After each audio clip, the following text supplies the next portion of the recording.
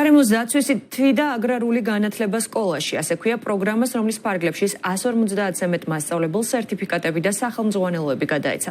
პროგრამა დაწყებითი საფეხურის მასწავლებლებისთვის მთელი საქართველოს მასშტაბით 2021 წლიდან ხორციელდება და ჯამში 7000-ზე მეტი პედაგოგია გადამზადებული. გარემოს დაცვის აგრარული განათლება სკოლაში ეს არის ძალიან კარგი პლატფორმა. ერთხელ ეს ხელს უწყობს ახალგაზრდების ცნობიერების ამაღლებას, მეორე მხრივ ქრის мотивაციას, რომ ამ ახალგაზრდებმა შემდგომში სწავლა გააგრძელონ დეფიციტურ პროფესიებზე.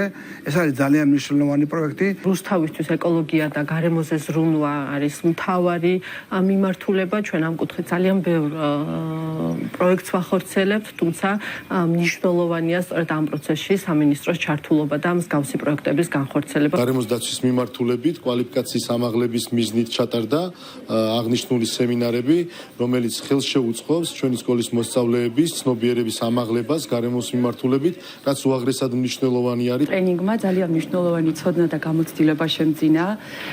ძალიან მნიშვნელოვან საკითხებს ეხებოდა, როგორიც არის გარემოს დაცვა, ნარჩენების მართვა, ასევე ჰაერის დაბინძურება. ეს ისეთი თემებია, რომელიც ესეთ სერიოზული თემებია და მოსწავლეებთან მათ შეტანას აუცილებლად ჭირდება სპეციალური ცოდნა.